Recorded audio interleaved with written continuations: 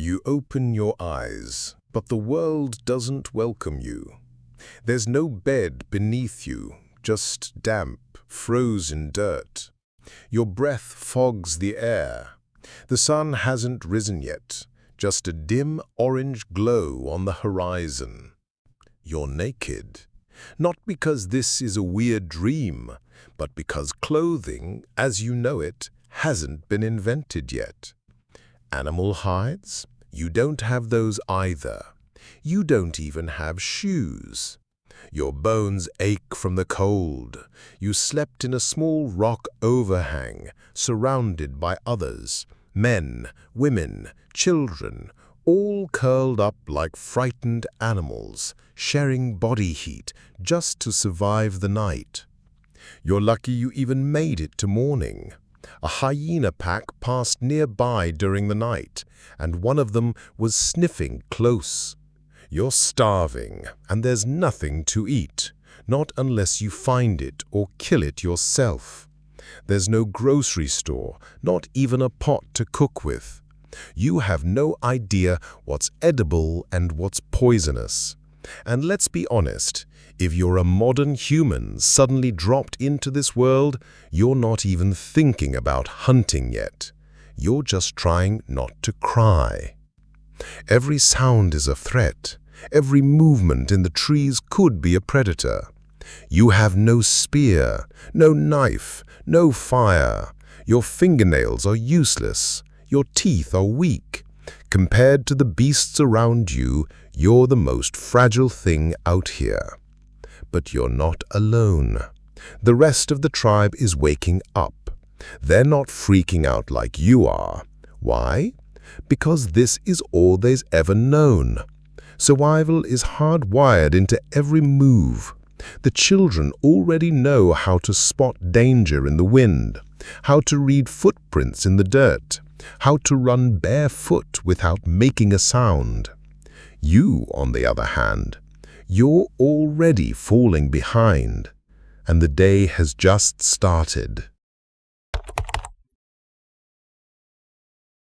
The sun finally rises, and with it your problems multiply. There's no shelter, just open land, dense forest and unforgiving terrain. You're surrounded by sharp stones, thorns, freezing water, and swarms of biting insects. Everything hurts. Your feet are bleeding, your skin is scratched, and you haven't even traveled a mile yet. Let's get one thing straight. Nature doesn't care about you. In fact, it actively wants you dead. And unlike modern life, there's no one to blame but yourself when things go wrong. You cut your hand on a jagged rock. That's an open wound now. No band-aids, no antiseptic, no antibiotics. Hope it doesn't get infected. You're thirsty, but there's no clean water. The stream nearby is muddy and full of parasites. Drink from it, and you risk violent diarrhea and dehydration. Ironically, the same thing you're trying to avoid. But wait too long, and dehydration will kill you anyway. Still think surviving one day sounds easy? You stumble into a clearing, and the stench hits you first. Something rotted. You freeze. In the distance, a saber-toothed cat is feasting on last night's kill. Blood, fur, flies. It's a brutal reminder. You're not the apex predator here. You're just another soft-skinned, slow-moving animal. You try to back away quietly, but snap, a branch cracks under your foot. In that second, the caveman next to you, who's been watching your every clueless move, gives you a look that says it all. You're going to get us killed. And he's not wrong. Your panic, your noise, your scent, it's all wrong. You haven't learned the instincts yet. You don't know how to blend in, how to disappear, how to become prey without becoming a victim.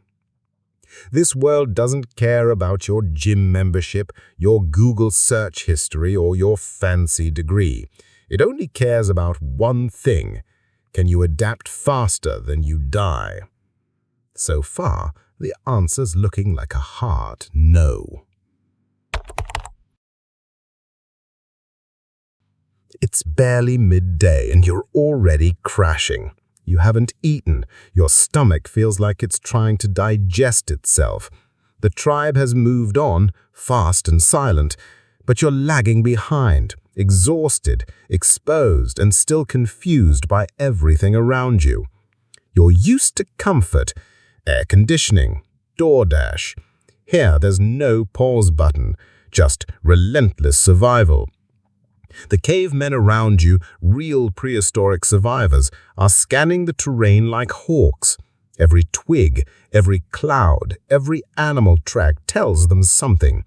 They're communicating without speaking, conserving energy, conserving attention.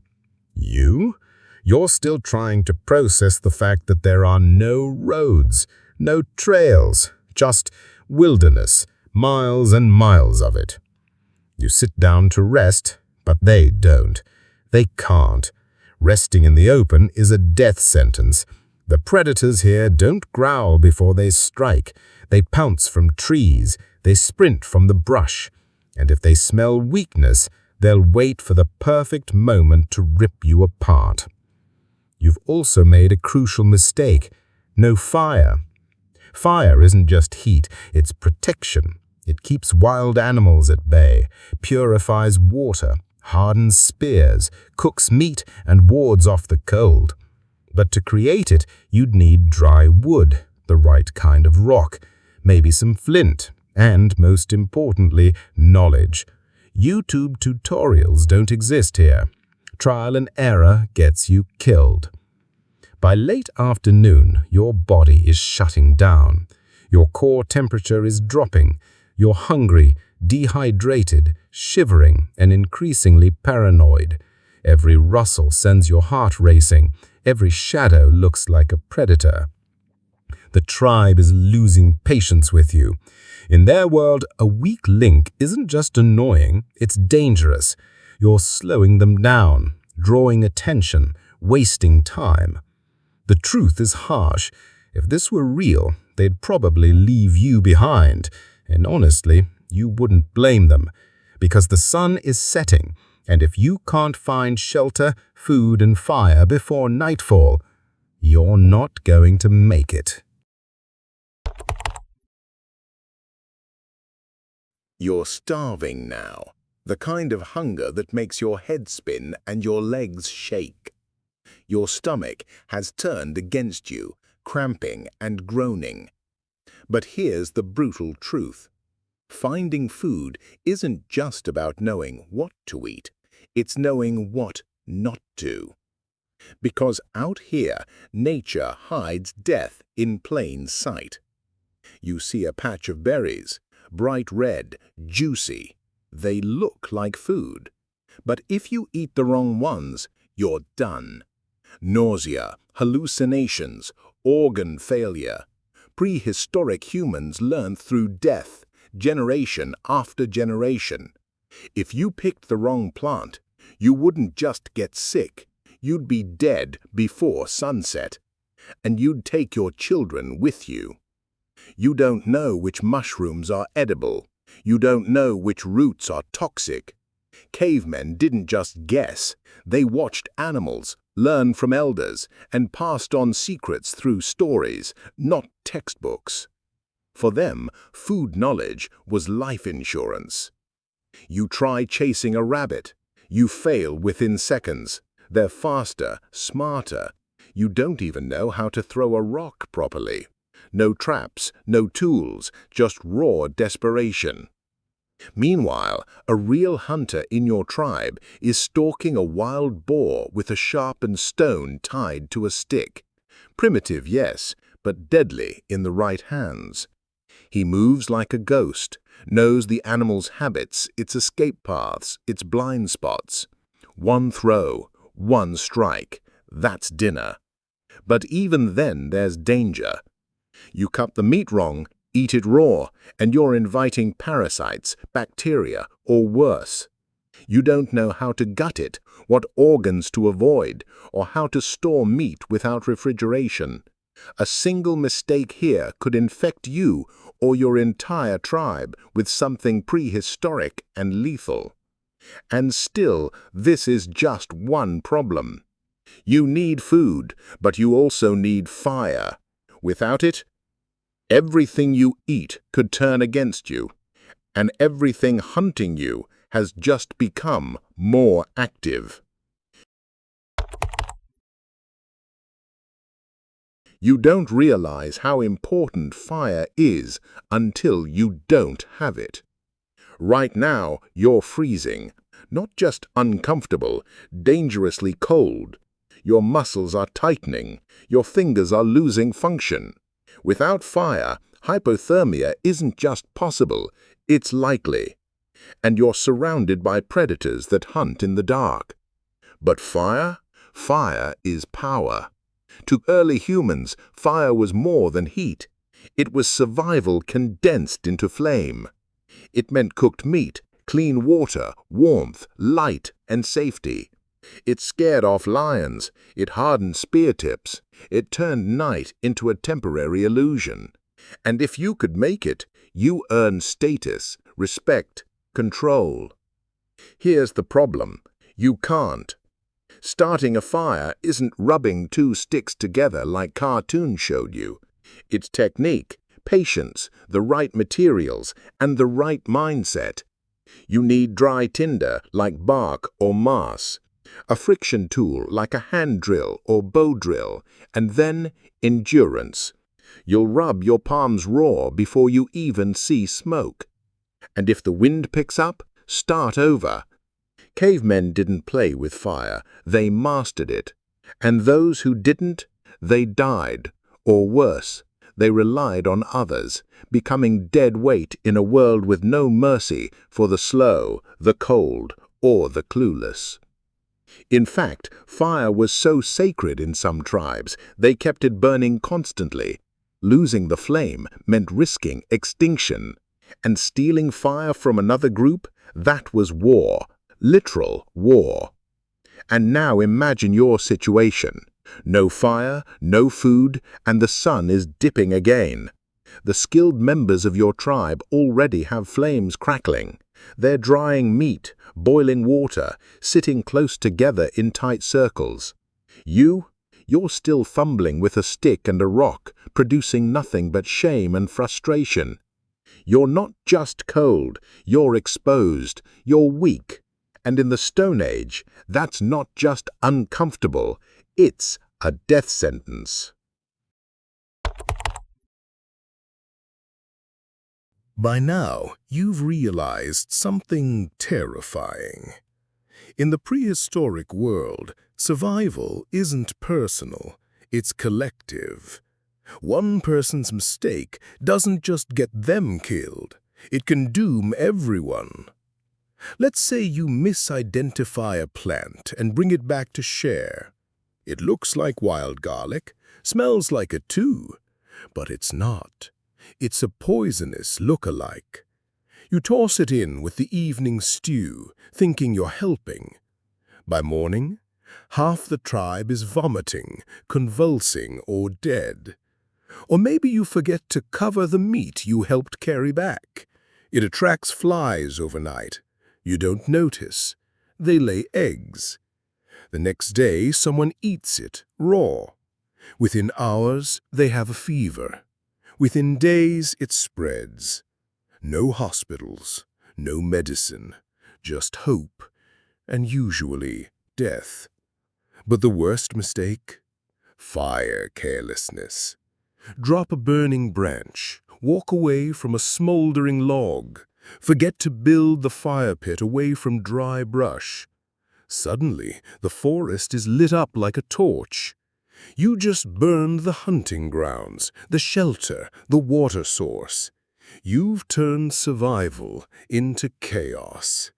And in some tribes, that wasn't forgivable.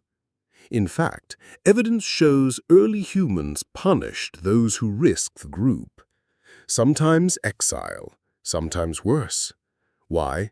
Because in this world, danger wasn't hypothetical, it was hourly, and the group only moved as fast as its weakest member. Now look at yourself, hungry, tired, cold, clumsy, and ignorant of even the most basic rules of survival. You're not just useless, you're dangerous. The tribe knows it. They're watching, judging, quietly deciding if you're worth the risk. Because out here, mercy can mean death. And the night is coming again. This time, they may not let you sit by the fire. You trip. It's a simple fall, just a stumble over a tree root. You land hard, your arm bends the wrong way, and you hear it. Crack. Now stop. In the modern world, you'd go to the ER, get an X-ray, a cast, maybe some pain meds. You'd be sore, sure, but you'd be fine. But here, in the Stone Age, you've just signed your death warrant. There's no cast, no clean bandages, no morphine. A broken limb isn't just an injury, it's a sentence. You can't walk, you can't hunt, you can't carry firewood or defend yourself. You're now a liability to the group, and they know it. Even worse, infection. That open fracture? Dirt just got in. You're bleeding. There are no gloves, no sterile tools, no alcohol to clean the wound. You try to rip a piece of animal hide to tie it off, but it's too late. Bacteria are already inside. And that's if you're lucky. Sometimes, injuries didn't come from accidents. They came from predators.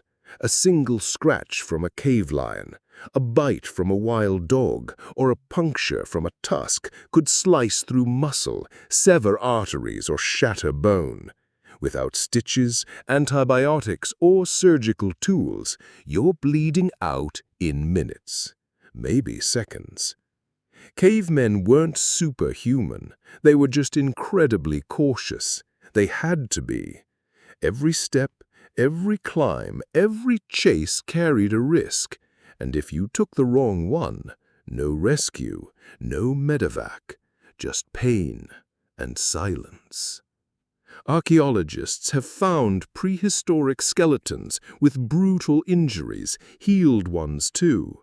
That means early humans did survive some wounds, but only if they had a tribe that valued them enough to carry them, feed them, protect them. That kind of care was rare. It was earned. So if you think you're going to limp along with a twisted ankle or tough it out with a dislocated shoulder, think again. You fall behind and you fall alone. And out here, alone is the most dangerous place you can be. Your head pounding. Your muscles ache. You're burning up, but you're freezing. You've caught something. Maybe it came from the raw meat you ate. Maybe it was the dirty water. Maybe it was just the filth under your fingernails. You'll never know, because in the prehistoric world, there's no diagnosis, just suffering. And trust this, prehistoric illness wasn't like getting a mild cold and curling up with Netflix. It was violent, unrelenting, and often fatal. Even the smallest infections, things we'd consider harmless today, were deadly back then. A scratch on your leg could turn septic. A stomach bug could dehydrate you within hours. And without access to antibiotics, IV fluids, or even basic knowledge of germs, your body had to fight everything on its own. And that's assuming you even knew you were sick. Cavemen didn't have thermometers or blood tests.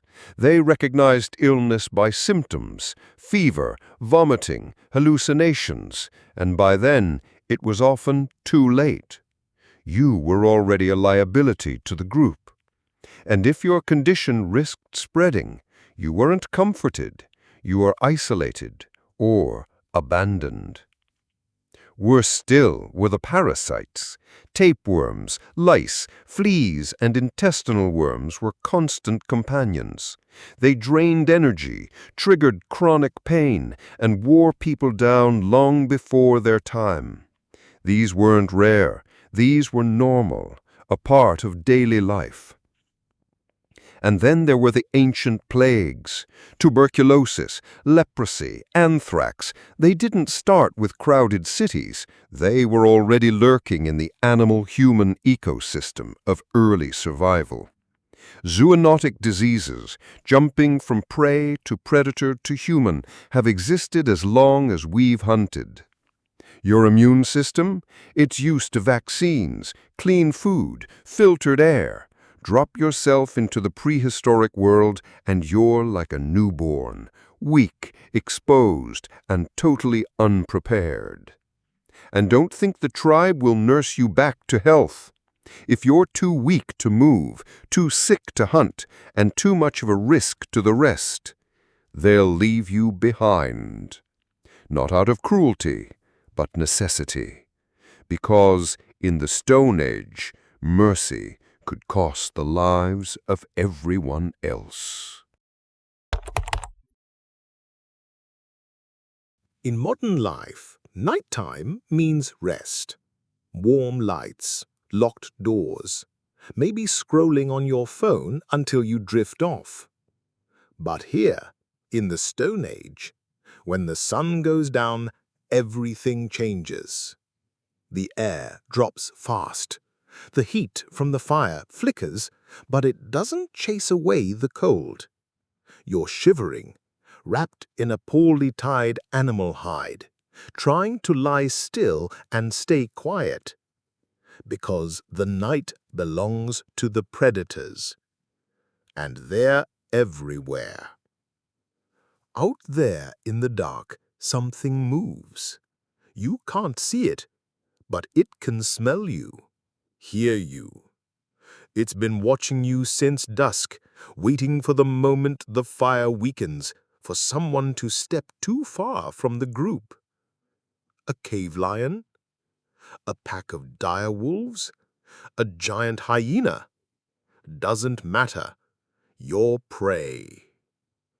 In the distance, you hear a scream. Not human. Something dying. Something being ripped apart. It's a reminder. You're not at the top of the food chain out here. You never were. Your ears are straining. Every crackle, every shift in the wind sends panic through your chest. But the worst part? You can't sleep. You're too afraid. But if you don't rest, your body will crash. And when it does, you'll be slow, dull, vulnerable. Prehistoric tribes often posted sentinels, people who'd stay awake in shifts, watching the perimeter, guarding the fire. But even they weren't safe. One mistake, one blink, that's all it took for death to slip in from the trees. And if the fire goes out, it's over. Total blackness. No moon, no stars. Just your breath, your heartbeat, and the sounds of movement you can't see. You'd give anything for a flashlight, for a door to lock, for a second of safety. But in the ancient world, night wasn't just dark. It was terrifying. And until sunrise, all you can do is sit in the fear and hope you're not the one they come for next.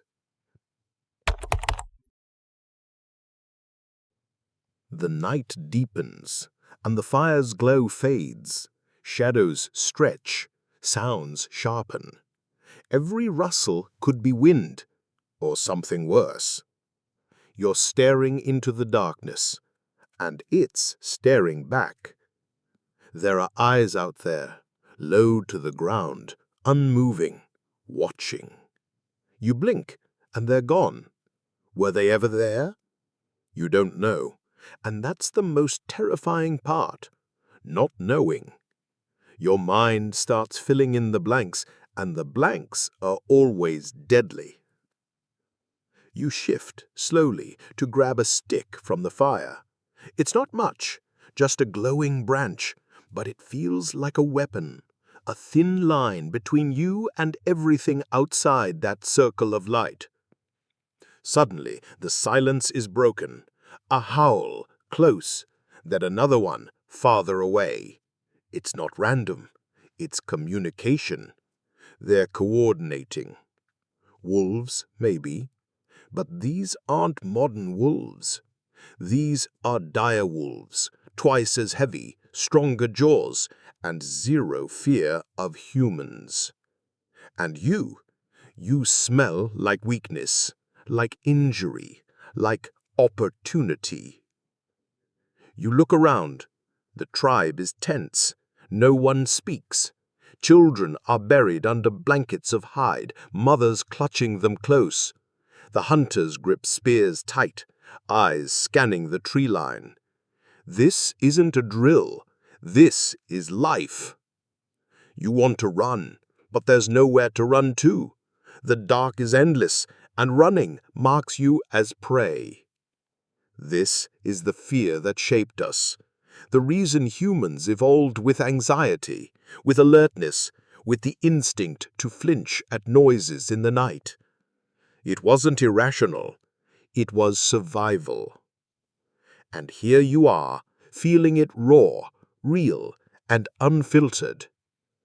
The eyes return, closer now, reflected by the dying firelight.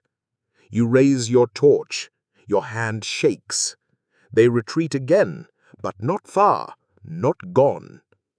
They're waiting. And you realize something primal. In the Stone Age, you don't sleep at night. You survive it. It's well past midnight.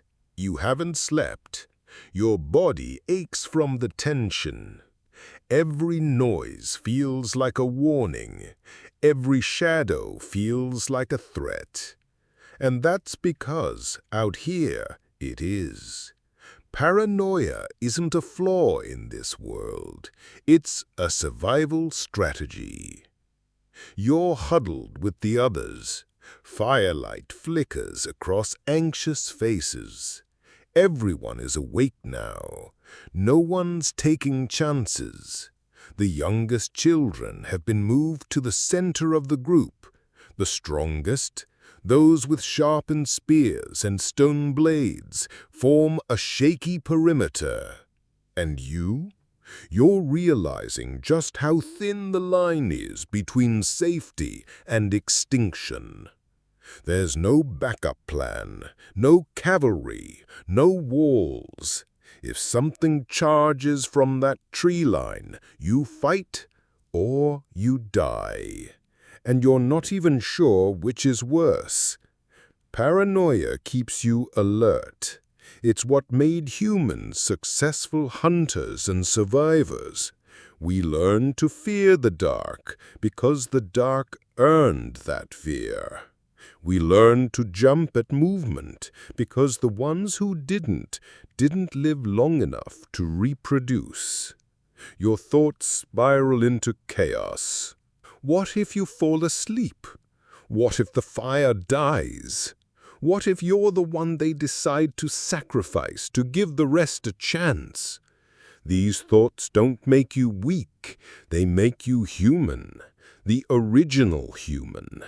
Because this isn't just a bad night. This is what every night looked like for hundreds of thousands of years.